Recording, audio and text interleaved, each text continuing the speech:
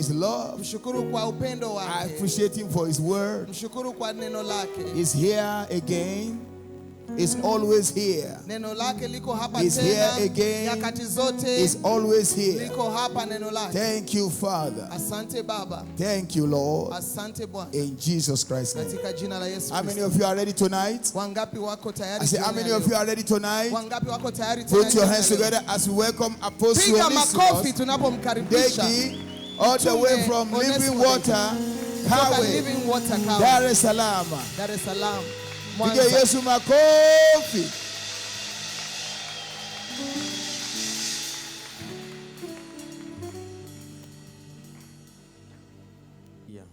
Amen. Habari za jioni, naomba tusimame kidogo dakika moja. Let us stand for just 1 minute, please. Inawezekana umechoka, umekaa muda mrefu. Maybe you are tired, you've been here for a long time. Leo siku ya ngapi? Today is the 4th day. Siku ya 4. The 4th day. Wale waaminifu wa kuhudhuria asubuhi mpaka jioni. Those who are faithful to be here from morning till night. Mungu awabariki sana. May God bless you. And I believe that even at this moment, you are no longer an ordinary person. Sio kwamba wakati unakuja ulikuwa wa kawaida. It's not that when you were coming, you were just an ordinary person. Lakini ile kitu imezidi kuingia. But that which has gone into you already, Lazima kuna kitu kipya kimejengwa ndani ya maisha yako. I believe that something new has been built up in your life. Unajua majira kama hayo ukikaa hapa ukitoka ikiisha hii kongamano. You know, in seasons like this, for example, when this conference is over, Ndipo unaanza kugundua wewe umepata kitu cha tofauti. that's when you discover that you have received something new. Ukianza kupita mtaani kwenye maisha yetu ya kawaida yale. As we go back and continue with our normal everyday lives, Unagundua kuna tofauti mkubwa wewe na maisha yale. we discover that there's a great difference in the life we have now from the life we had before. Kwa ni jambo la kumshukuru Mungu kupata fursa kama hii. So it is worth thanking God to have opportunities like this. Kwa hiyo tumpigie makofi Mungu kwa ajili ya Bishop Olam na mke wake. So let's thank God with our clap offering for Bishop Olam and his wife. Hivi nani aliwahi kukumbuka kwamba Olam huwa anatuandalia kitu kizuri na akamletea kazawadi kidogo hapo hata kakuku? How many of you have ever remembered that Olam does this good thing every year and brought him a gift, even just a chicken? Hamna. Wapo wanaleta? Karatu ameleta samaki. Wale samaki? Ameleta samaki na nguo. Nimesikia samaki, Karatu. Mungu awabariki watu wa Karatu. God bless the people of Karatu. Kukumbuka huwa ni kitu kigumu sana. Remembering is very difficult. Kigumu sana. It's difficult. Na ukitafakari ulikotoka, and when you think about where you've come from, utakumbuka kuna watu wamekuwa kwenye maisha yako. That's when you discover that people have been there in your life or been there for you. Lakini jiulize wewe ulishawahi kuwafanyia nini? But ask yourself, what have you done for those who have been there for you in your life? Nakumbuka nikiwa primary school. I remember when I was in primary school.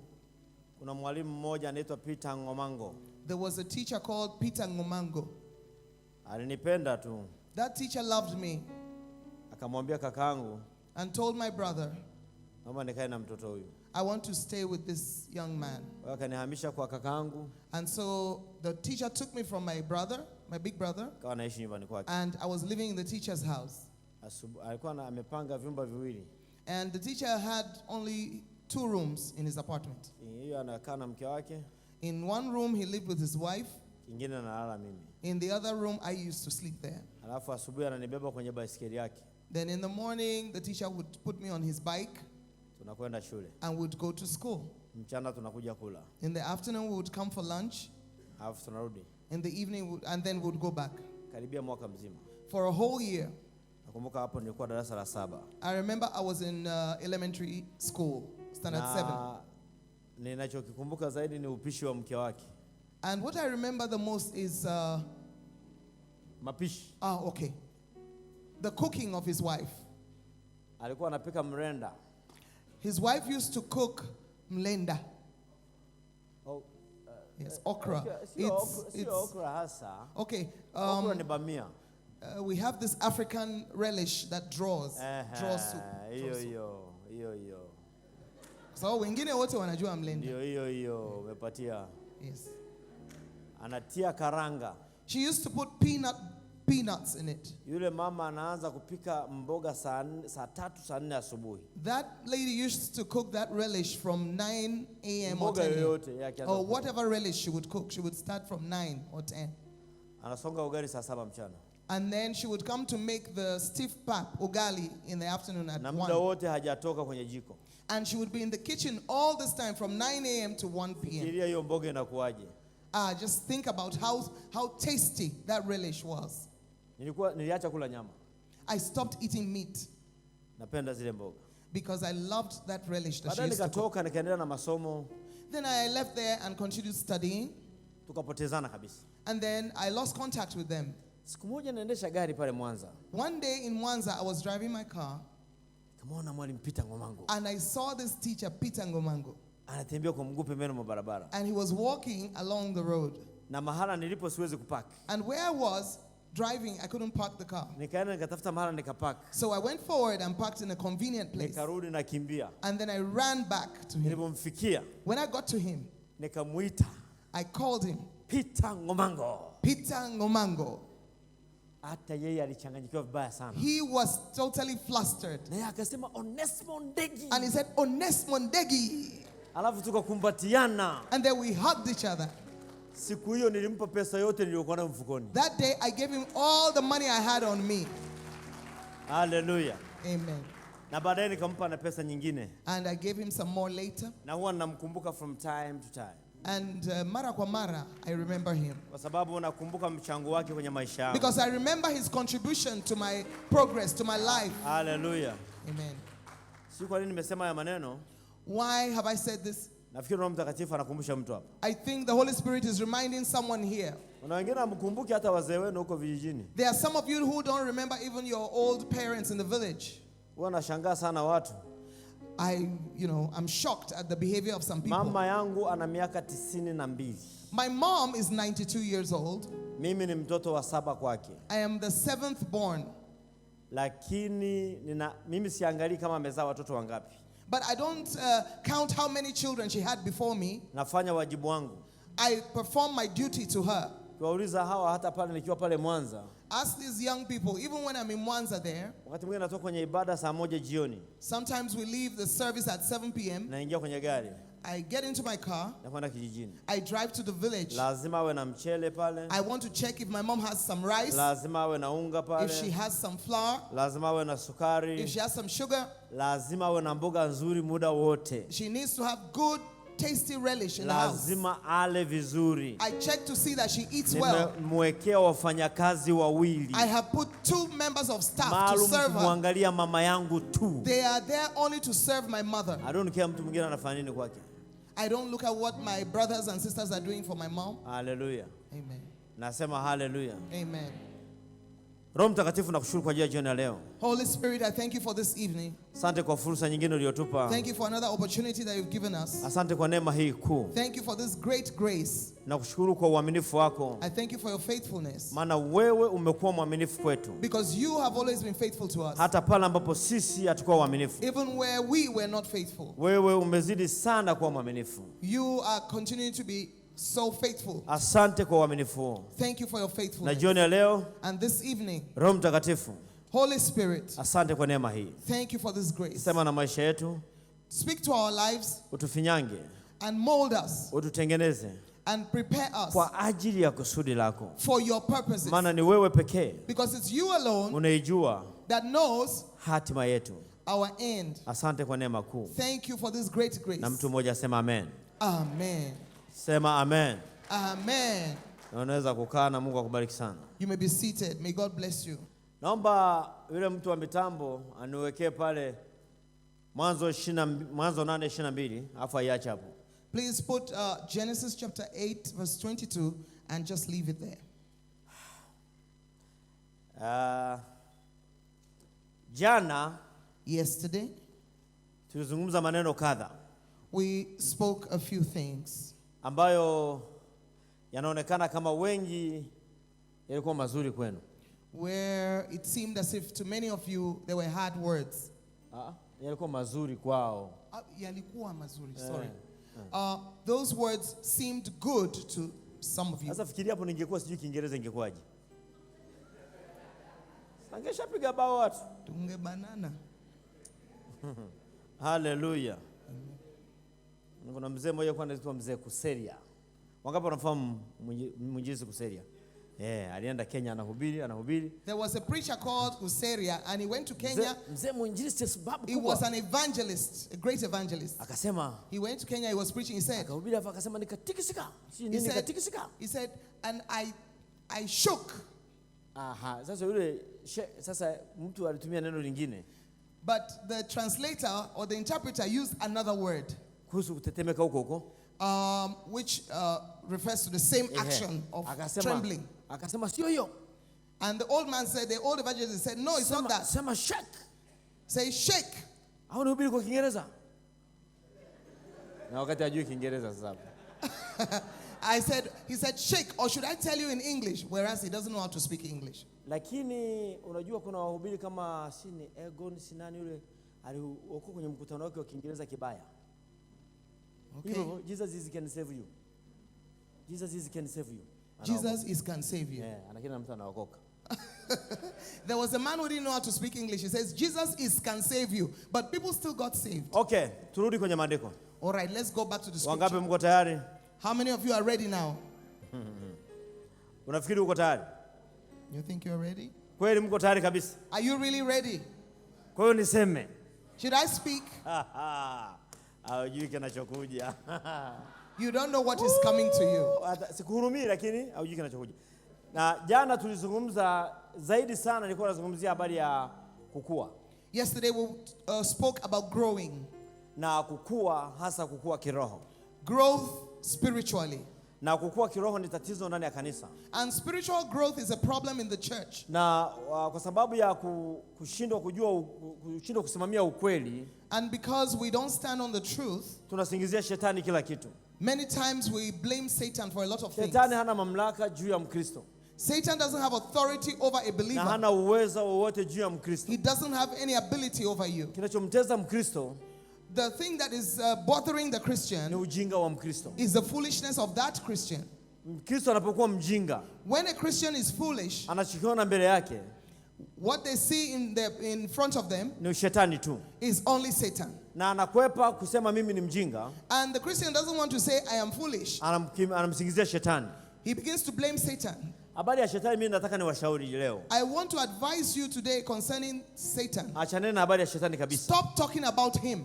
Mungu ni mkuu mno. God is so great. Hii habari ya kuonyesha shetani anauweza kwenye maisha yetu, when we continue to show that Satan does a lot of things in our lives, ni kuonyesha Mungu wetu hawezi. It makes it look as if our God is unable. Ni kuidhalilisha kazi ya msalaba. It's as if we are despising the work of the cross. Tatizo ni kutokukua.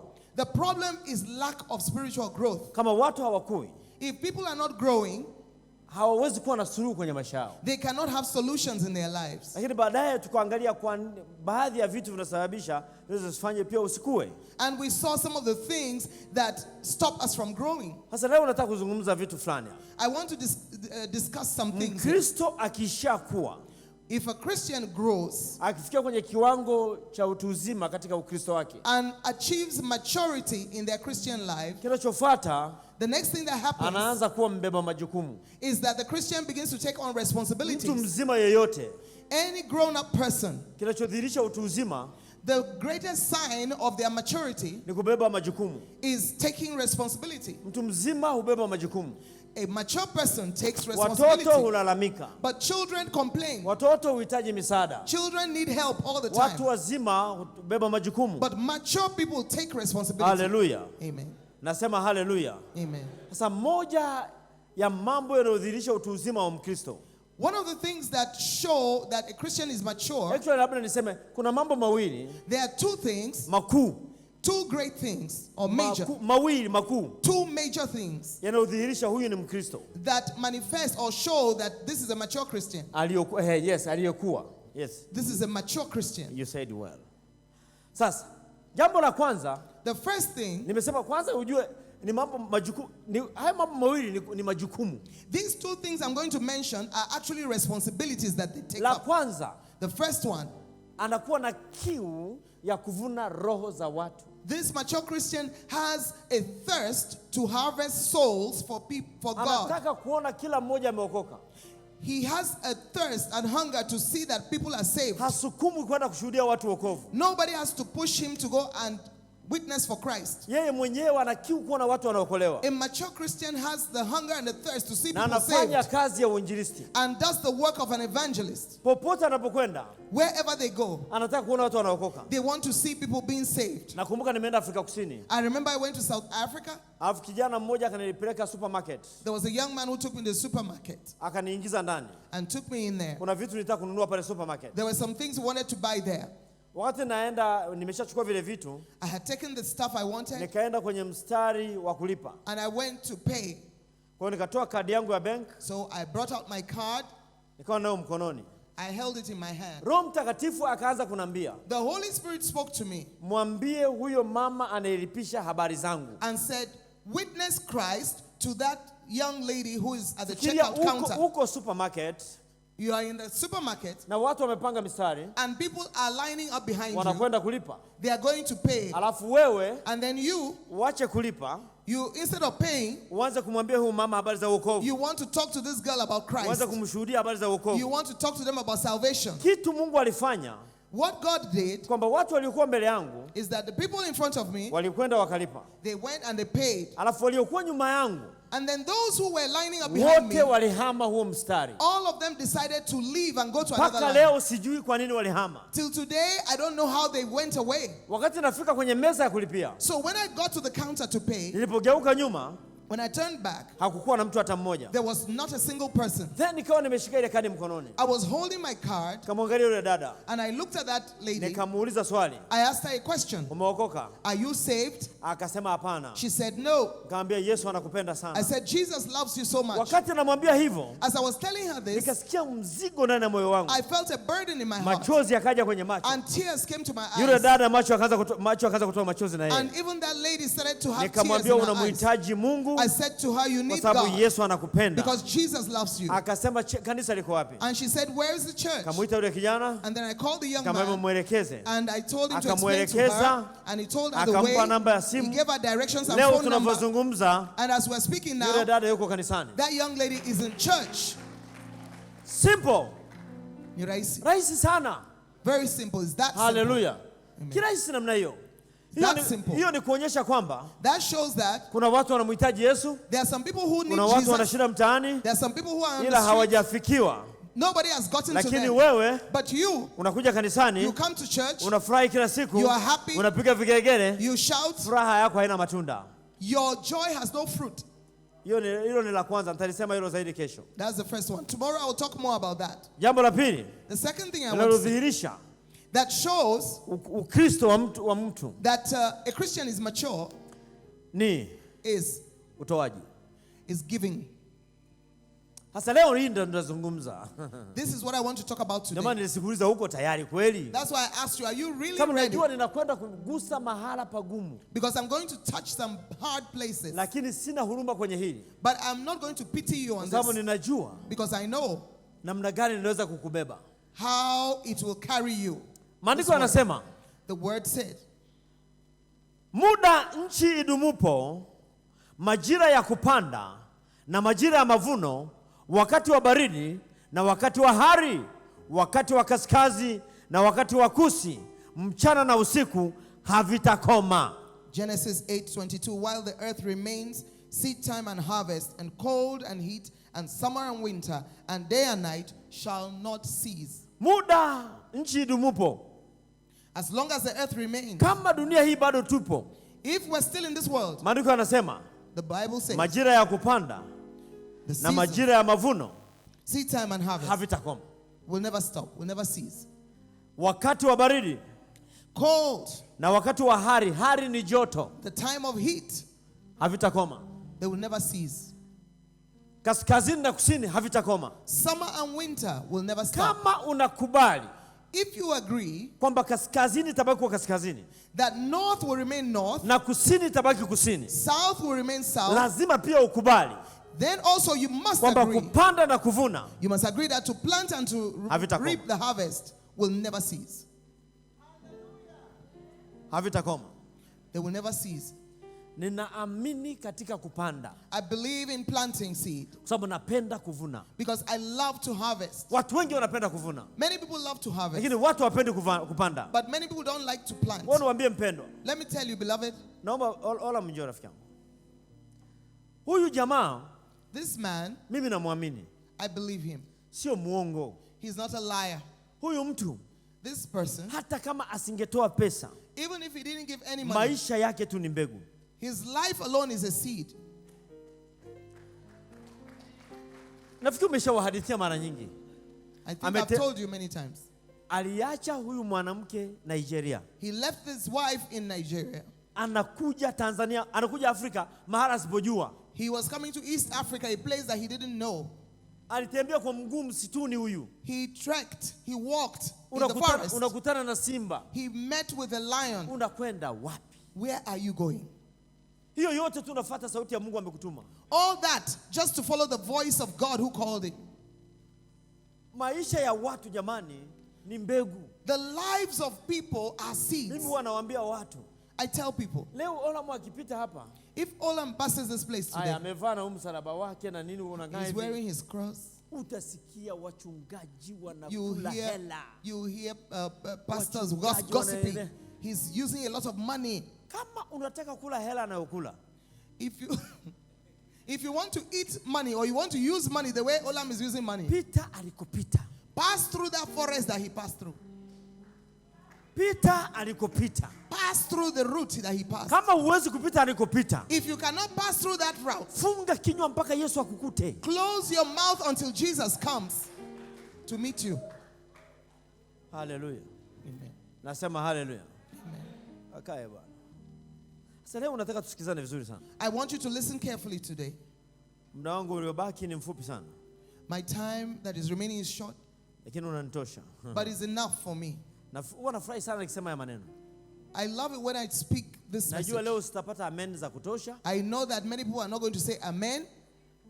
Lakini however, this is so sweet. Hii ni tamu. Majira ya kupanda na majira ya kuvuna havitakoma. Seed time and harvest time will never stop, will never cease. Mimi ni mtoto wa mkulima. I am a farmer's son. Mama yangu na baba yangu walikuwa wakulima. My parents were farmers. Nakumbuka mwaka 73, 74. I remember 1973, 74. Mwaka 74. In 74, nilikuwa darasa la kwanza. I was in elementary 1. Mwaka 74. In 74. Ndio nimeanza darasa la kwanza. That's when I started standard 1. Kulikuwa na njaa Tanzania haijawahi kutokea. There was famine in Tanzania that had never happened. Ndio kwa mara ya kwanza. It was for the first time. Tumeletewa unga wa njano kama hii hapa. Kama hii microphone. We were given yellow flour that is this color. That was this wanapita wanagawa vijijini. The government, I guess, was giving it to people in the villages. Mimi na dada yangu, myself and my sister, tulikuwa tunatoroka shule. We used to run away from school. Siku za michezo. On the sports days. Tunakwenda kumsaidia mama yetu. And we used to go home and help our mom. Nakumbuka wakati huo. I remember in that time. Kakangu mmoja alikuwa amefariki. One of my brothers had died. Kwa mama alikuwa mkiwa sana. So mom was lonely. Sisi tulikuwa wadogo. We were still small. Kwa tunaenda kumsaidia kulima. So my sister and I used to go and help my mother to farm. Lakini ninakumbuka jambo moja. I remember one thing. Tulikuwa tunapika kwa jiko la kwa kuni. We used to cook with firewood. Kijijini. In the village. Lakini pale mama anapopikia. And there where mom used to cook. Hapa juu kwenye dari hapa. In the small dalini hapa. Like in the ceiling. Hapa hiyo lakini ndio ya kienyeji ile. In the ceiling made of wood, the village ceiling made of wood. Yes. Safi sana. Kulikuwa na mahindi mengi sana hapa. We used to store a lot of maize to get dry. Mama alikuwa ameweka mahindi mengi. Mom had stored a lot of maize in that little ceiling in the kitchen. Sasa tunalala njaa. But we were sleeping with hunger. We were sleeping hungry. Tunakunywa uji tunalala. We would just drink some pap and go to bed. Hakuna chakula nyumbani. There was no food at home. Lakini mahindi yako hapo. But there was maize up there in the ceiling. Tunayaona. We were seeing the maize. Wakati mwingine and some other time mama akiwa anapika uji hapo. When mom would be cooking that pap. Au mkiwa mmekula kakitu mjashiba. Or you ate something small, we ate something small and we were not full. Mnasogea karibu na jiko.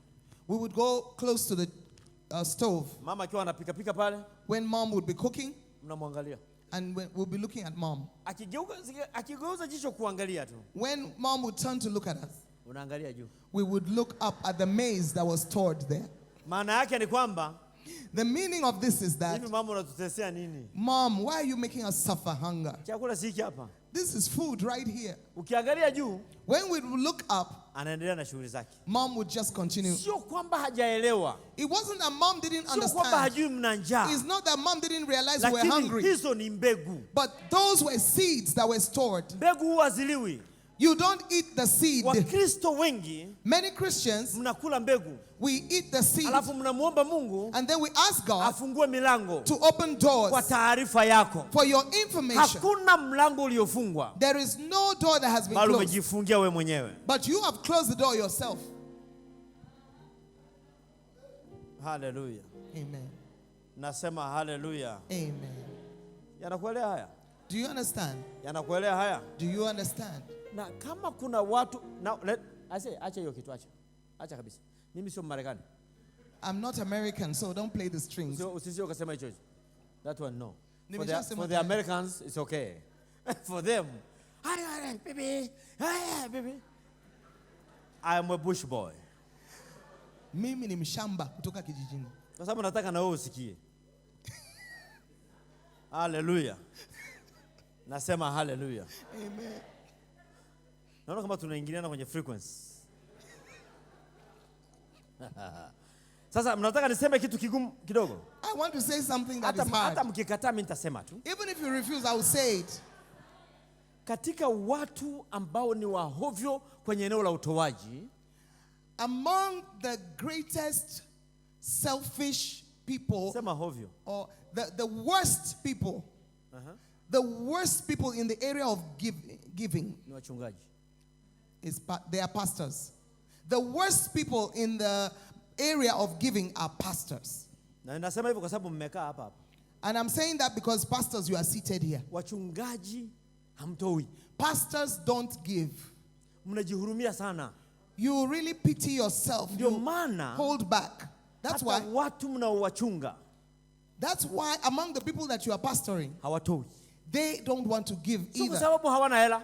It's not because the people you are pastoring don't have money. Kwa sababu chuma hunoa chuma. Because iron sharpens iron. Nasema ukweli hapa. I'm telling you the truth. Nataka niwaambie ukweli. I want to tell you the truth.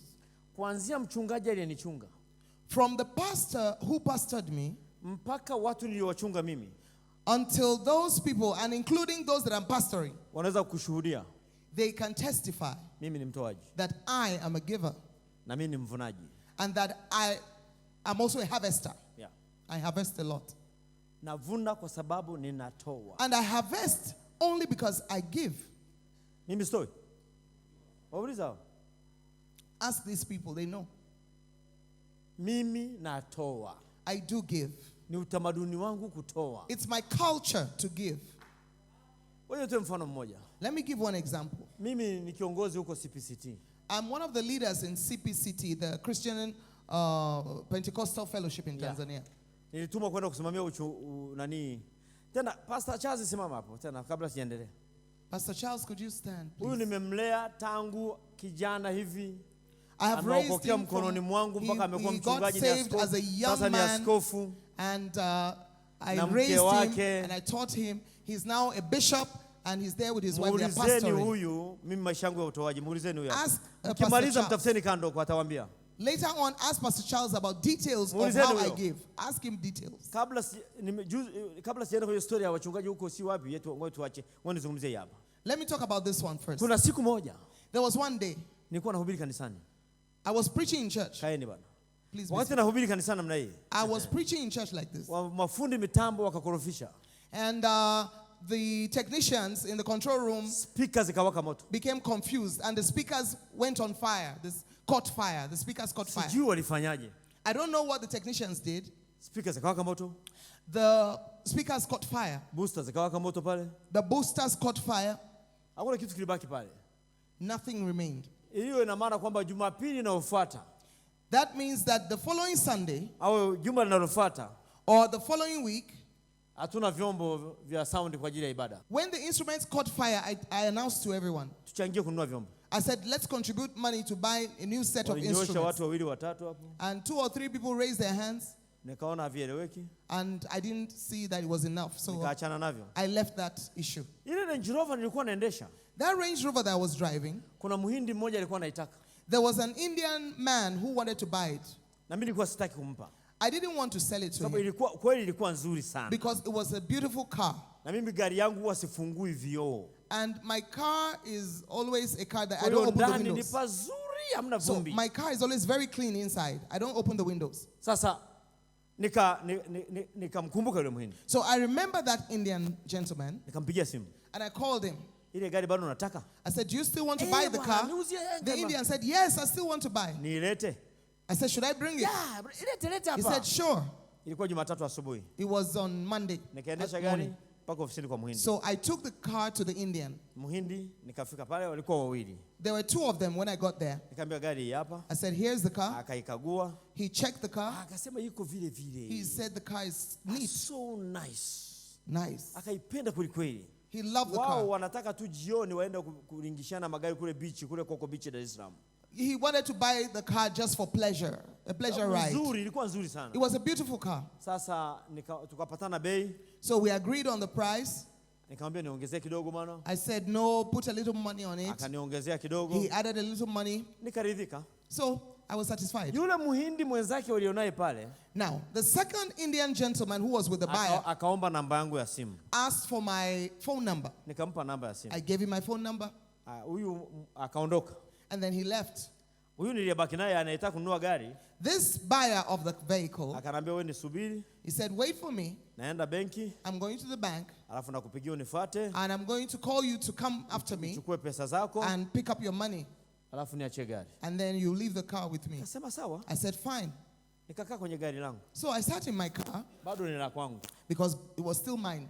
Yule mwingine aliniomba namba ya simu. The other man who had asked for my phone number kumbe naye amelipenda gari zaidi. had loved the car. It turns out he loved the car even more. Akanipigia simu. And then he called me on the phone. Hey brother. And he said, Ndugu, where are you?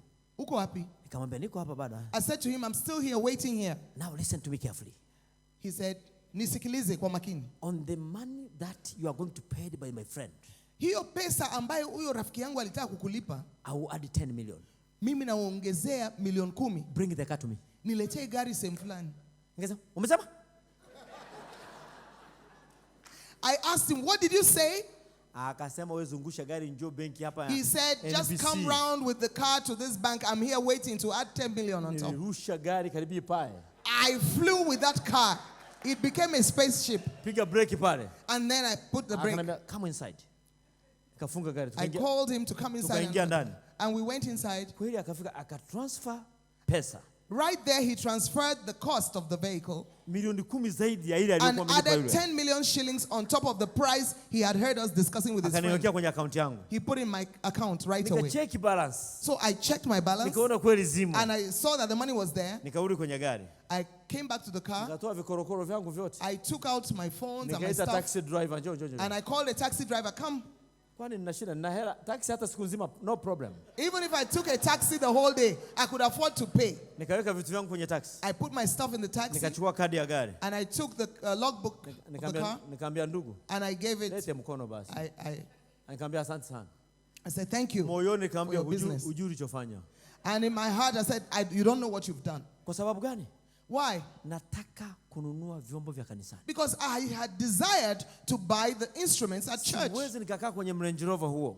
I can't stay in the Range Rover. Alafu beautiful car. Kanisani hapaeleweki. And then in our church there are no instruments. Nilipotoka pale, when I left that place, kampigia kijana wangu. I called a young man in church. Anaitwa Pasco. He's called Pasco. Pasco uko wapi? I said, where are you? Kimbia mara moja. Come quickly. Zile speaker tuliambiwa shilingi ngapi? Those speakers, how much are they? Akanambia bei. He told me. Milioni 18. Nikamkatia milioni 18. I gave him the amount. Nenda kanunue speaker haraka. Go and buy the stuff. Tukutane kanisani. Let's meet at church. Mara moja. At once. Speakers zikaja kanisani. The speakers came. Boosters zikaja kanisani. The boosters came. cables zikanunuliwa, the cables were purchased, fundi mitambo akaletwa, and the technician was brought. Fixed kila kitu. Everything was fixed. Ibada iliyofuata The following service ilikuwa at moto church, kuliko ya jana. it was more powerful than the one where the instruments Hallelujah. had burnt up. Lakini kuna siri However, there is a secret. kwenye ongezeko la zile pesa. There's a secret in that additional money. Kilichoongeza pale pesa, What added the money? kilichosababisha muhindi mwingine aongeze hela, What made the other Indian gentleman to add more ni money kwa sababu ya lengo la kuuza gari. was because I had determined to sell my car. Lengo lilikuwa nini? It was The because intention. the intention. Yeah. It was because of my intention in selling the car. Nilikuwa nauza kwa ajili ya kazi ya Bwana, My intention was to do the work of God. sio kwa ajili ya matanuzi. It wasn't because I wanted to get more money. Haleluya. Sijawahi kung'ang'ana kwenye maisha yangu tangu nilipojua maana ya kutoa. I have never Kung'ang'ana, kustruggle. I've never struggled in my life since I understood the secret of giving. Huwa sing'ang'ani na hela. I don't struggle concerning money. I'm telling you the truth. Nakwambia ukweli. Huwa sing'ang'ani kwenye swala I do la not pesa. struggle concerning money matters. Kwa sababu nakumbuka hata siku moja I remember another time. Dar es Salaam kulikuwa na shida ya umeme. In Dar es Salaam there was a problem of Kama electricity. inavyotokea hapa hii. This same thing that has been happening since morning here. Unahubiri, You are preaching, umeme unakatika. suddenly the electricity goes out. Unahubiri, You are preaching, umeme unakatika. suddenly the electricity stops. Tukaamua tukawa kila Jumapili So we decided that every Sunday tunakodi generator. we would hire a generator. Sasa ikawa ni gharama. But it was expensive. Kwa hiyo tukaamua kununua generator. So we decided to buy a generator. Kununua generator moja ndogo. Kwanza hatukununua, kuna mtu alitoa sadaka. Then somebody gave, okay, we didn't buy a generator. Someone gave us an offering, a generator. Ikafanya kazi kwa muda. And it worked for some time. Ikazidiwa. And then it was overloaded. Ikabust siku moja. And one day it exploded. Ikapasuka vibaya sana. It really exploded. Nikawaambia tununue generator. So I said to the people, let's buy a gen. Nikaona wanasuasua. And they were not willing. Nikakasirika. I was angry. Nikamwambia nisikilizeni. I said, listen to me. Ninamtumikia Mungu aliye hai. I am serving the living God. Jumapili mkija hapa, When you come here on Sunday, utakuta generator. you will find a generator. Wakati nasema hayo maneno, When I was saying these words, sikuwa na senti hata moja. I didn't have even a single Hata cent. benki sikuwa na hela. Even in the bank, I didn't have any money. Lakini mbingu ina hela. But heaven has money. Na mbingu inakaa ndani yangu. And heaven is inside me. Kwa sababu nilijifunza jambo moja. Because I learned one thing. Musa akawaambia wana wa Israeli, Moses said to the children of Israel, hawa wa Misri mnaowaona leo, these Egyptians you see today, hamtawaona tena. you will never see them again. Wakati anasema hivyo, When he was saying that, hakuwa na jeshi, he didn't have an army. hakuwa na silaha, He didn't have weapons. alikuwa na Mungu mwenye uweza He peke only yake. had the God who is able. Na mimi nikamwambia Mungu, And I said to God, nataka generator. I need a generator. Nikaenda nyumbani, I went home. nikalala. I slept. Asubuhi Jumatatu, In the morning of Monday, saa 12, 6 a.m., kuna mtu akanipigia simu. somebody called me. Sikupenda ile simu. I didn't like that Sababu iliniamsha nitaka nilale. because I wanted to sleep some more. Lakini simu ikaita. But the phone rang, Nikaichukua. and then I picked it. Nikaiangalia. I looked at it that way, Hello. and I said, hello. Unajua unasema ile hello ili ajue kwamba hutaki. I said hello so that he would understand that this wasn't a good time to call. Asikie kwamba umechoka umelala. Asema kumbe wewe umelala basi endelea. So that they would say, oh, you are still sleeping. And then Akukata simu. he refused to ring off. Asema baba samani. Akasema He said, excuse me, Papa. unasemaje? I said, what do you want? Naomba nikuone kwa muda mfupi afu nenda kazini. And the young man said, I want to see you for a short time this morning before I go to work. Sasa hivi. I said to him, right now? Baba naomba. He said, I humbly request. Aya njoo. And I said to him, come. Kabla niinuke sasa. Nikaamuka. So I got up Kapiga mswaki nikanawa kidogo. and I brushed my teeth and I washed my face. Hata sijaoga. I didn't take a shower. Nikasikia ameshafika. And Wanafungua then gate. I heard the gate of our compound being opened. Akaja sebleni. And then he came to the living room. Sasa baba jana sikuja kanisani. He said, Papa, I didn't come to church yesterday. Nilikuwa safari. I was away on a Hata journey. sijamwambia karibu akae. I didn't welcome him to sit down. Tulikuwa tumesimama tu. We were just standing. Nilikuwa safari. I was away on a trip. Sasa hiyo safari yangu imefanikiwa sana. So my trip was very successful. Amechangamka mno. He was excited, that young man. Kimi na usingizi, yeye amechangamka kweli. I was still feeling sleepy, but he was very excited. Akasema nina mzigo kidogo kwenye gari. He said, I have something for you in the car. Kwa hiyo twende kwenye, akasema twende. Should we go to the car? Yes. Tukaenda kwenye gari. So we went to his car. Akafungua boti ya gari. He opened the boot of the car. Akavuta fuko. The trunk, I think you call it. Akavuta fuko. And then he brought out a big bag. Akafungua. He opened it. Akafungua. When he opened it, akanambia hii hapa zaka. He said, here is a tithe. Zaka. This is a tithe. Lakini hiyo zaka alivyoishika. But that tithe, the size of the tithe he was holding, ni kama sijawahi kuishika. it was like I'd never experienced that kind of tithe. Sasa kwenye akili yangu, so in my mind, hizi zitakuwa 200 hizi. I thought these will be small denominations of notes. It's not a lot of money. It's big. Chungulia hivi. But when I checked it, it was the highest note. Mzigo wa hela. A big bunch of money. Nikamwangalia. I looked at him. Alafu. And then he said, apart from that, I have an offering also. Na sadaka yako. He said, I have an offering that I want to give to you. Sasa ule usingizi ukaisha. I stopped feeling sleepy. I lost my sleep at that point. Usingizi ukafanya nini? Kwa sababu kiamsho kimekuja. Something to wake me up has come, so I woke up. Unataka kutafuta maneno kumwambia unajua nilikuwa na usingizi lakini sasa unajizuia. I almost wanted to tell him, I was really feeling sleepy, but now I'm awake, but I controlled myself. Unajua? Alivyoondoka. When he left, baada ya kuomba naye akaondoka. Or after I prayed with him and he left, I wanted to know exactly how much was there. When I counted the money, it was almost 80 million shillings brought to my house. That is an offering to me. It's an offering to me. So that I can use the way I want. I said, no. The generator was burnt out yesterday. So I called the leaders of the church. About 3 or 4, 5 of them. I said, please, let's meet at the church. Come from wherever you're coming from. I went into the bathroom, quickly took a shower, dressed, got in the car, and went to church. When the leaders of the church came, I asked them a question. I asked them, where are generators sold in this place? So they told me different places. I said, choose the place you want.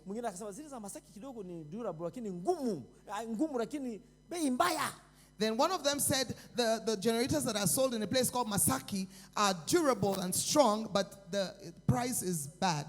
It's too high. It's expensive. I said, I want those ones. And I said, everyone get into your car, and we all went there. My car was the last in that convoy. We went in a convoy. When they parked, I also parked. Remember that offering, 80 million, I had it in my car. We got there. I said, choose the generator that you feel is the best. Choose. The most suitable one. And they said, this one is good. That size. I said, okay. I asked the seller, how much is this? How much? He said, this one is 31 million. This one is this price. I paid cash. The leaders of the church were watching what I was doing. I realized that in their mind, because yesterday I said that on Sunday you'll find a generator here. They probably thought I had the money already.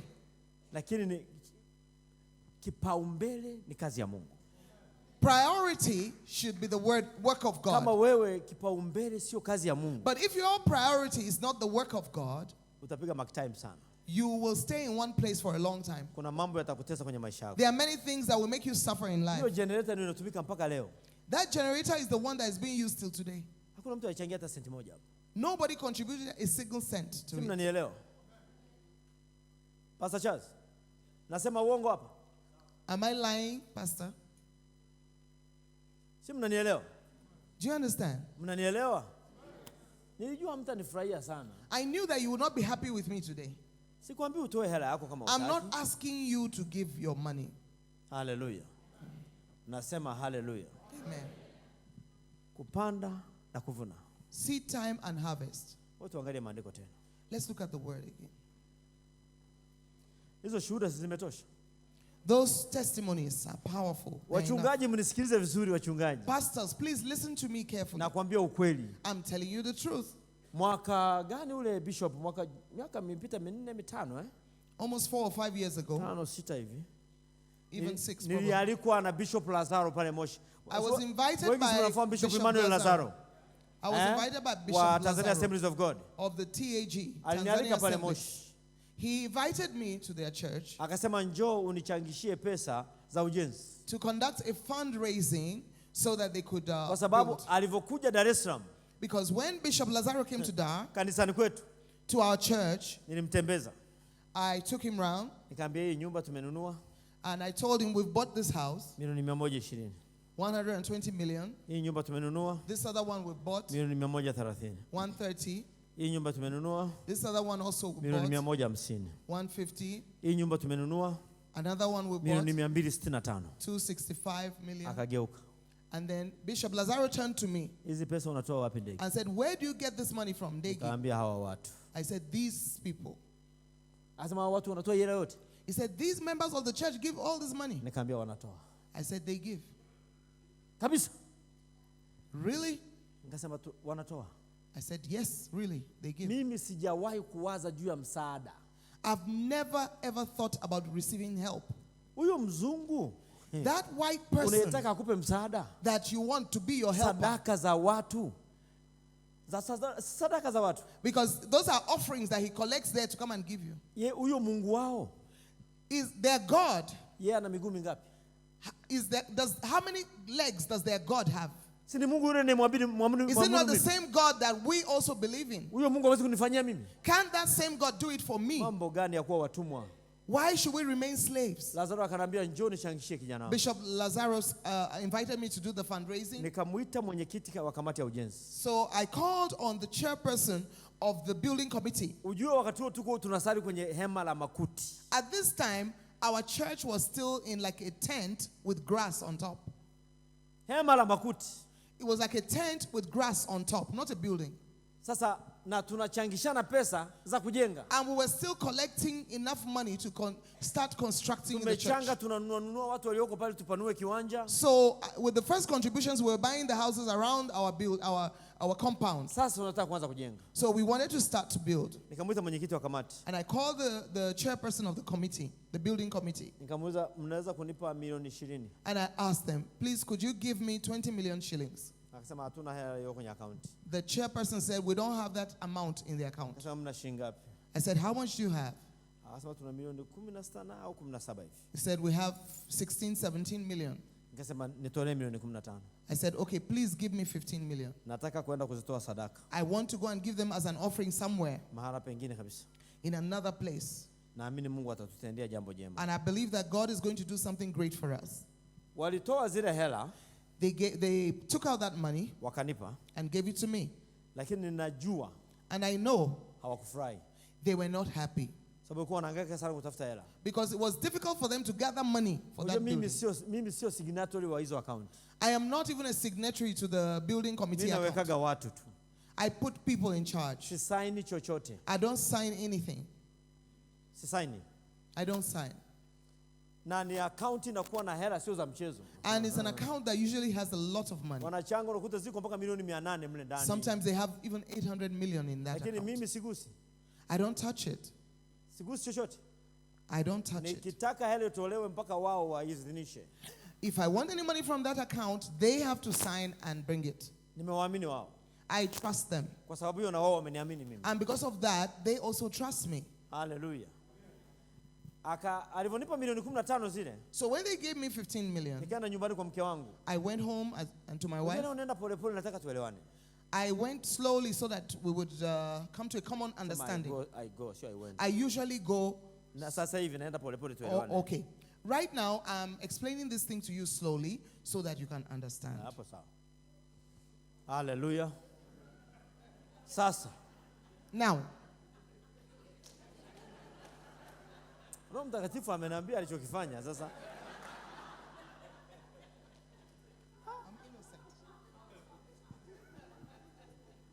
Sasa. Now, Nikamwambia mke wangu, I said to my wife, hii milioni 15 nimepewa na kamati ya ujenzi. this 15 million have been given by the building committee. Tukapande mbegu. So that we'll go and plant a seed. Tungeongeza hela. Let's add some money. Sasa tunaweka ngapi? So, how much are we going to add? Tukajikusanya. So we gathered ourselves together. Tukapata 5. And we got 5 million. Tukaweka. We added there. Zikawa milioni 20. It became 20 million. Nikachukua milioni 20. So I took this 20 million. Nikapanda ndege. And I got on a flight. Nikatua Kia hapa. And got to Kia. Wakanichukua. They picked me Paka up kwa hoteli Moshi. to the hotel in Moshi. Asubuhi tulikuwa na yule Felicissimus Mramba alikuwa mkurugenzi wa TANESCO. In the morning, we were with this chap who was the managing director of TANESCO. Tukafika pale. We got there. Niambia Mramba wewe hubiri.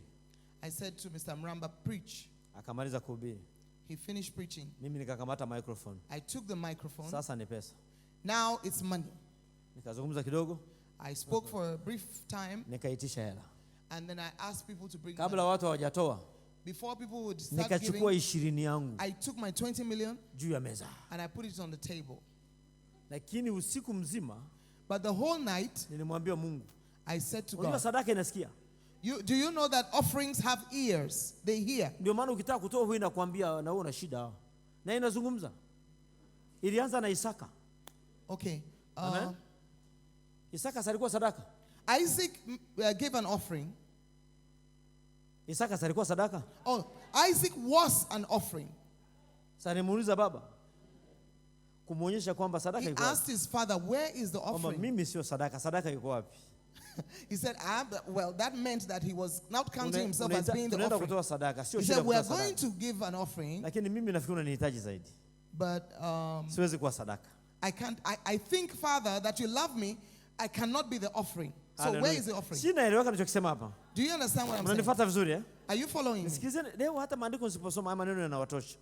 Even if I don't read any more scripture today, these words are enough to teach Maandiko you. tunayajua, hebu tuzungumze sasa We vitu. know the word. We have read the word. Let's Hallelujah. discuss. Nilimwambia Mungu sisi hatuna jengo. So I said to God, we don't have a building, Tunataka jengo. but we want a building. Na mimi napanda kwenye jengo. And I am planting a seed into someone's building Nivune jengo. so that I can reap a building. Kwa nikaweka sadaka yangu. So I put that offering there. Nilipotoa milioni 20. When I gave that 20 million, Walitoka watu wengine 5. 5 other people came out Wakatoa 20. and gave 20 million Kwa each. watu 6 tu. So 6 people only, Milioni 120. 120 million was recovered. Mpaka mwisho. Until when we got to Namaliza the end, kuchangisha. when we got to the end of the Tuna fundraising, zaidi ya milioni 400. we had more than 400 million. Nikaondoka nikarudi Dar es Salaam. I went back to Dar, Baadaye nikaenda Mwanza. and then I went on to Mwanza. Nilipokwenda Mwanza, When I went to siku Mwanza, moja nikampigia mwenyekiti wa kamati ya ujenzi. one day I called the chairperson of the building committee. Ambia mwenyekiti, I said, chairperson, nafikiri inabidi tuanze kujenga. I think we should start building now. Akasema ni sawa lakini hela hamna. He said, it's good to do that, but there's no money.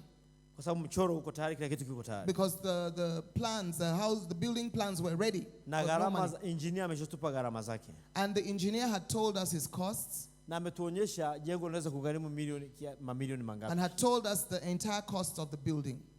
Nikamwambia tuanze. I said, let's just start. Akasema hatuna hela. The chairperson said, we have no money. Kama una pesa ngapi? I asked him, but how much do you still have? Akasema kwenye akaunti kuna milioni 170 tu. He said, we only have 170 million Na shillings in the milioni account. 170 And that 170 million, kwa jengo tunalotaka kujenga for the kind of building that we want to build, itaishia kwenye kuchimba mtaro tu. it will just be for digging the foundation. Nikasema kama ni hivyo, I said, if that's the case, anza kuchimba. start to dig the foundation. Acha ishie hapo tuone. Let it stop there and let's see if it will stop there. Tulipoanza kuchimba mtaro, Once we started to dig the foundation of the building, Mungu akaanza kuonekana. God started to manifest Jengo himself. halikusimama We never stopped construction mpaka likafunikwa.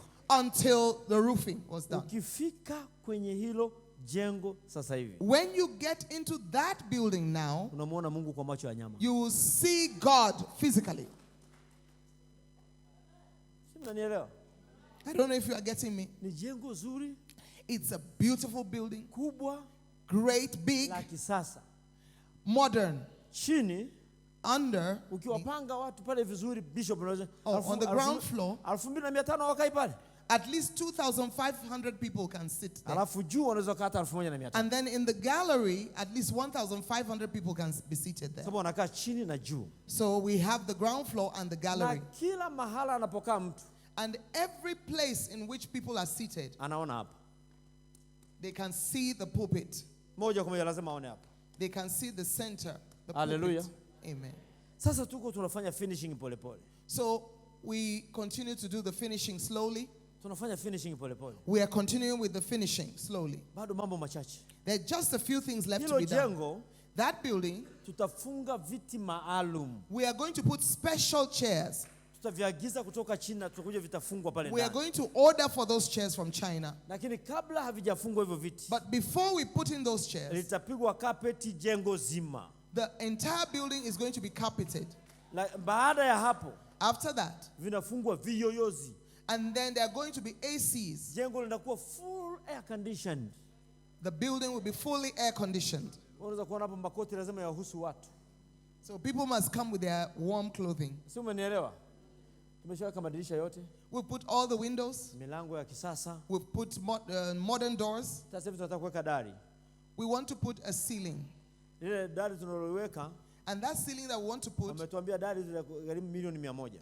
that ceiling is going to be 100 million. Hilo dari. It's going to cost 100 million. Sawa sawa? Tukimaliza hilo mambo mengine yanaenda. Alafu nataka When we finish that, tunaagiza sound system. After that, we'll we'll order a sound system, Itaning'inia hapo juu. which will hang up there in the air. Huzungumzi kwa shida. Na wewe husikilizi kwa shida. You will hear clearly. You won't have any trouble hearing. Si mnanielewa? Mwanzoni, At the beginning, wakati nawaambia pale kanisani when I was telling them there in kwamba church tutajenga jengo na namna hiyo, that we're going to build that kind of building, walikuwa wananiangalia kama unavyoniangalia wewe. they used to look at me the way you are looking at me. Walikuwa wananiona na tapatapa kama unavyoniona wewe. They thought I was joking. Wananiona kama muongo hivi. Hivyo hivyo. Walikuwa wananiona kama ni mtu ambaye nimevamiwa kwenye akili huko. They thought my senses were lost. Leo I wanayaona was out of maneno my yangu. senses. Now they understand what I lakini said. siri kubwa But the greatest secret there ni kupanda baba. is planting. Kupanda. Planting. Jana huyu alikuwa ananitania. Yesterday I was joking with him. Anasema wewe ukitaka hela unapiga simu tu zinakuja. I said, when you want money, you just call and then people send money to you. Ni kweli? It's true. Ni kweli kabisa. It's true. Nikinyanyua simu sasa hivi hapa, If I take my phone right now mbele yenu, in your presence niweke loud-speaker, and I put it on speakerphone, nitapigia kijana huyu I will just call one young au man binti huyu, or one young lady nimwambie and tell them, nina shida na milioni 10. I need 10 million. Atasema sawa baba. They will say, okay, Papa. Nikikata simu, And when we finish the anajua call, waite wakina nani wenzake. he or she knows who to call Baada ya masaa machache to yajayo, gather the money. After a few hours, watanipigia simu. they will call me. Baba, angalia akaunti yako. They will say, Papa, check your alert, your account. Kwa sababu gani? Why? Mimi ninapanda. It's because I always plant Nimepanda seed. hapa kwenye maisha ya watu. I have planted seed in people's lives. Nimesomesha watoto wa watu wasio ndugu zangu, wasio na idadi. I have sent children or people who are not related to me to school, uncountable. Muulizeni Pastor Charles hapa atawaambia. Ask Pastor Charles. Mtoto wa watu anakuja amemaliza uniform 6 labda. Maybe somebody's daughter or son who finished high school comes to me. Hawana uwezo, wanakwambia mkopo hawezi kupata, hana sifa ya mkopo. Comes to me and wants to go to university, but they cannot get a loan, a government loan. Mimi nawaambia tu kachukue form. So I say to them, go and take the form. Wanasoma wanaenda zao. And then they go into that college and they finish. Wengine hata sasa hivi sijui wako wapi. Many of them, I don't even know where they are today. Lakini nimewasomesha mimi. But I paid for them to go through school. Panda. Plant seed. Mwambie jirani yako panda. Tell your neighbor, plant seed. Jizoeze kupanda. Get used to planting seed. Jizoeze kupanda. Get used to practice planting seed. Kuna watu ni wachoyo mpaka wanajinyima mpaka wao wenyewe. There are some people who are selfish, but you should know that you are denying yourself. Okay, they are so selfish that they are selfish to themselves. Yeah. Kupanda na kuvuna. Seed time and harvest. Hii ni kanuni ya Biblia. This is a biblical principle. Hii ni kanuni ya nini? It's a biblical principle. Naomba niseme kitu kibaya kidogo. I want to say something that may sound bad. Hata msiponiruhusu nitakisema tu. Even if you don't allow me, I will say it anyway. Mtu aliyeokoka, anyone who is born again, mwenye Yesu ndani ya maisha yake, someone who has Jesus in their lives, kuwa maskini, being poor, ni swala la ujinga, is a result of foolishness.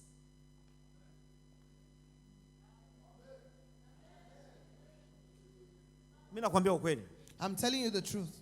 Kwa sababu because mkono wako, your hand, wewe uliyeokoka, if you are born again, ni tofauti na mkono wa mwenye dhambi. Is different from the hand of the sinner. Mbingu inakaa ndani yako. Heaven dwells in you. Mimi nashangaa unakuta mchungaji unakaa huko. I get surprised when I see a pastor. Hata kuku huna. A pastor who is living in a house, he doesn't even have chickens that he's keeping. Hata kuku wa kienyeji. Even chickens, local chickens that just nakuja kutembelea unaenda kununua kuku. Somebody comes to visit you, you have to go and buy a chicken. Good luck. Nyie mmekwenda mpaka kijijini kwetu. You've gone to my village.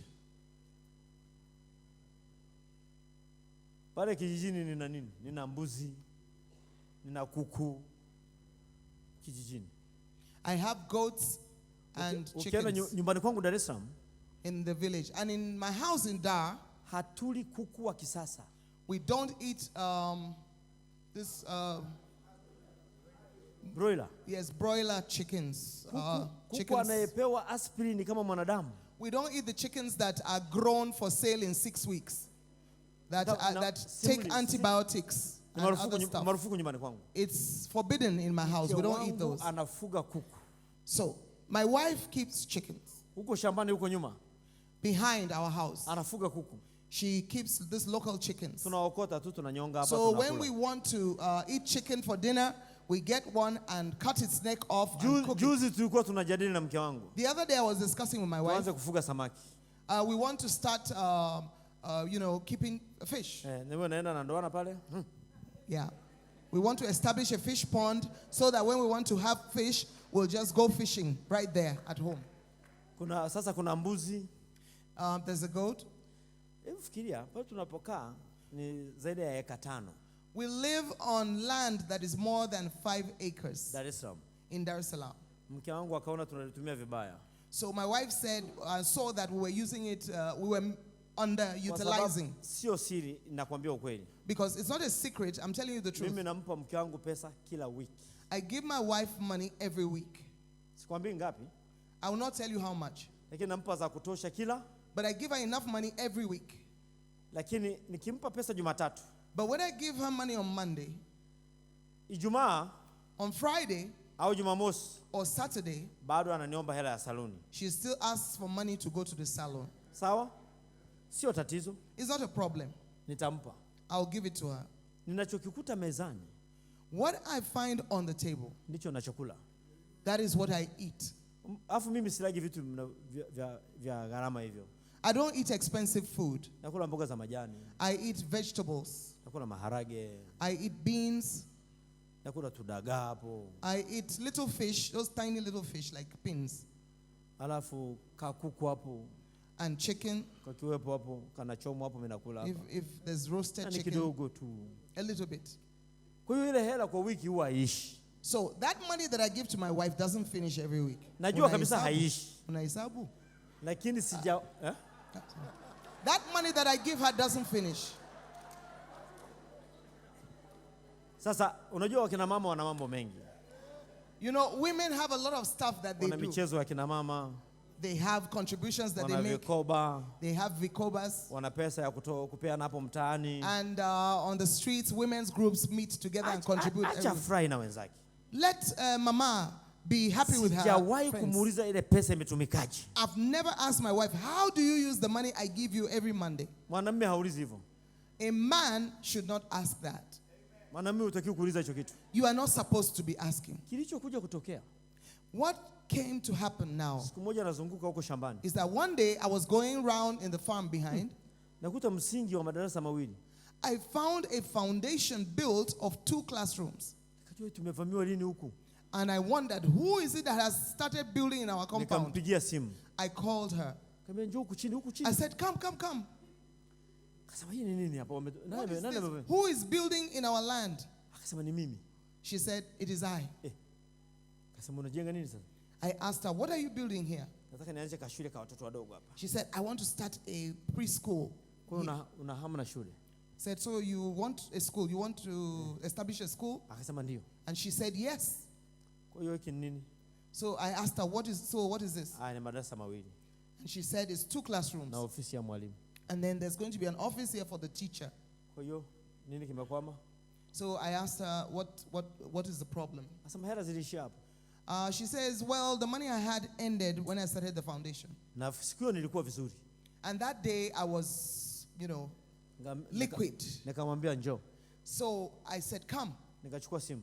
I took a phone. Nikapigia watu wa matofali. And I called the sellers of blocks. Nikapigia watu wa mchanga. And I called those who sell sand. Nikapigia mtu wa cement. And I called those who sell cement. Nikamwambia muite fundi wako. And I told her, call your builder, your mason. Jenga madarasa. And build your classrooms. Lakini however, akaendelea na hiyo shule. Sasa hivi imefika darasa la 5. She continued with that school, and now it's in elementary 5, standard 5. Walipomaliza wale kindergarten ile preschool wale, tukawaambia wazazi chukueni watoto sasa mtafutie primary. Because when the kids who came to the preschool finished, we told the parents, take them and look for primary schools to put them in. Wakasema hapana. And the parents refused. Tunataka watoto wetu wasome shule hii. They said, we want our kids to continue in this school. Watoto wetu wamebadilika sana. Our children have changed completely. Hata wana maadili. And even their morals, their behavior. Nyumbani watoto wanasema tumeambiwa kuheshimu wazazi. At home, the kids say, we are being taught in school to honor our parents, to respect Shule them. nzuri. The school is good. Wakati wanasema hayo maneno, as the parents said these words, bado wiki mbili, it was remaining 2 weeks shule zifunguliwe, for all schools to be opened. Nikichungulia kwenye account yangu, when I looked in my account, siko sawa. There was no money. Nikamwambia mtatuchangia?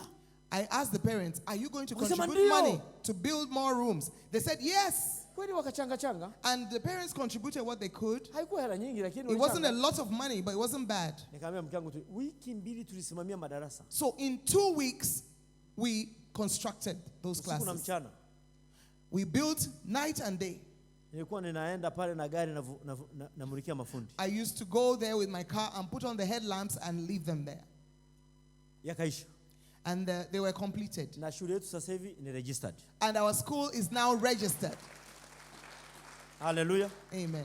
Sasa nikuonyeshe. I want to show you. Kule nyuma wakati sehemu ya shamba huko. At the back of our compound in the farm, in the garden. Eneo ni kubwa. Because we have a large compound. Mke wangu anaamka saa 11. My wife wakes up at 5 a.m. Anaweka vibarua kule nyuma. And she puts workers in the back. Analima mchicha mboga. She cultivates, she does a horticultural products. Kentas zinakuja kubeba. And the Kentas, those vehicles that carry loads come there and take the vegetables to the market. They take them to the market. This is income. Income is being generated. Let me tell you. Let me tell you, pastors. How many pastors are here? Listen. Don't depend on the offering. Offerings. Or tithes. You will be poor if you depend on those tithes and offerings. People will talk evil about you. Hallelujah. Amen. People will speak evil about you. They will talk bad about you. Natakiwa na ufanye vitu vyako pembeni. You also are supposed to do your own stuff by the side. Anza na kidogo kidogo. Start small. Wale jamaa wajanja pale usione pale wana mahela wale. Those people, they are clever people. They have money. Yule Tengu ana shule kubwa sana Nairobi. Bishop Tengu has a massive school in Nairobi. Simuone hapo. Don't see him like this. Huyo Olam analima mashamba utafikiri Germany. Olam is a farmer. He farms in different places. Simuone hapo. Wewe karaga baho unaambia watu utagombana na watu wanahama kila siku. If you start talking about tithes and offerings every time and focusing on people, you will quarrel with people, they will leave the church for you. Hallelujah. Amen. Yoke jirani kumwambie jifunze kupanda. Tell your neighbor, learn to plant seed. Mimi na biashara zangu. I also have my businesses. Mimi na biashara zangu ndugu. I have my businesses too. Si umenielewa? You understand? Unajua? You know? Usikubali kanisani washirika wakupimie jinsi ya kula. Don't allow members of the church you are pastoring to determine what you eat.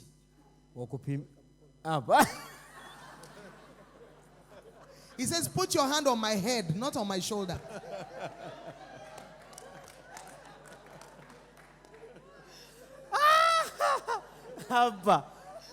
Wala wasikupimie nguo ya kuvaa. Don't let the members of your church determine what you are going to wear. Amen. Usiwape nafasi ya kumsimanga mke wako. Don't allow them to speak against your wife. Sio akivaa nguo waseme hiyo ni sadaka yetu. Don't allow them to say that good dress that she's wearing is our offering. Waseme hiyo ni zaka yangu hiyo. Don't allow them to say, oh, that's my tithe that his wife is wearing. Never allow that. Usikubali hiyo hata siku moja. Usiruhusu hicho kitu brother. Don't allow it. Fanya vitu vyako waone. Do your own stuff and let them see you. Have your own money. Uwe na pesa yako. Mimi wanaoniletea napokea. The money that the people in the church bring to me, I receive it, and there are also things I'm doing to generate income.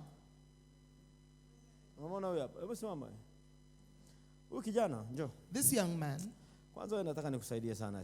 I really want to help you, young man. This is my son. His biological father was my very close friend. And the Lord took him. 5 minutes after his father died, his mom called me and said, your friend has departed. I was in Dar at the time, and I buried his father, and his mother was remaining. After the funeral, in the evening I called his mom, and I called leaders. I said, okay, this woman must not be removed from the leadership. She will be a bishop. And her mother and his mother became a bishop. A few years back, God took his mom as well. And this is the eldest among the children. He is pastoring the church now. Sasa ndio bishop. He is now the bishop. Sasa. Now. This young man that you see here is very smart. He is really smart.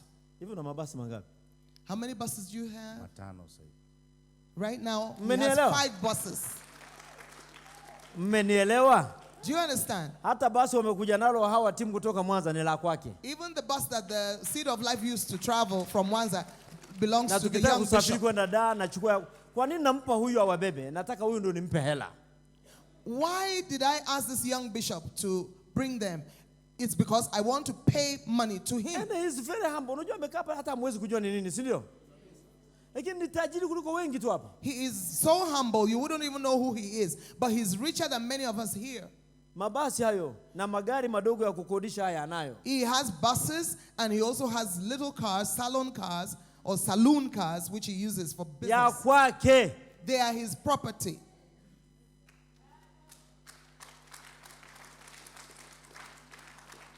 Sasa huyu akazana na kazi ya Mungu. So when this one continues to do the work of God, akazana na ushirika wake na Mungu, and he continues with his relationship with na God, hii kazi zake zinaendelea hizo, and his business continues, mpaka afike umri kama wa kwangu, by the time he gets to my age, sijui nenda ba, he will be super wealthy. lakini this time bwana, lazima kitu kikutoke. Something good is going to happen to you. Mimi nakupenda sana. I love you. Sio mnanielewa? Si mmesikia ametamka mwenyewe? Sasa wewe bishop, Now wewe huna mabasi. You bishop, you don't have buses. Wewe huna madude mengine mashamba kama You don't have wewe huna farms. shule. You don't have a Lakini school. kuna kitu unaweza kufanya. But there is something that you can do. Fanya kitu kana kuingiza shilingi 1000 kila siku. Do something that gives you even 1,000 shillings per day. Wewe una mke, si ndio? Yule mama unamsaidia afanye nini? Aingize kahela. Assist your wife, support your wife to do something to generate income. Hii habari ya kuwafanya wake zenu watumishi wanakuwa mama wachungaji. This old practice of making your wives mama mchungaji, yuko nyumbani anapika chai. Hakuna huduma kwenye Biblia inaitwa mama mchungaji. There is no ministry in the Bible called pastor's wife. Alafu ukimuuliza mchungaji, mke wako anafanya shughuli gani? Kuniombea. Ndio ameajiriwa na nani? Then you ask the pastor, what does your wife do? Unamlipa. Oh, she prays for me. Do you pay her to pray for you? Akifanya kazi nyingine haombi. If she works to generate income, won't she pray for you still? Ukweli jamani, nimeacha notes kabisa leo. The truth is that I've left my na notes. vianga tu. Nimejikuta na leo nimeenda kivyangu tu.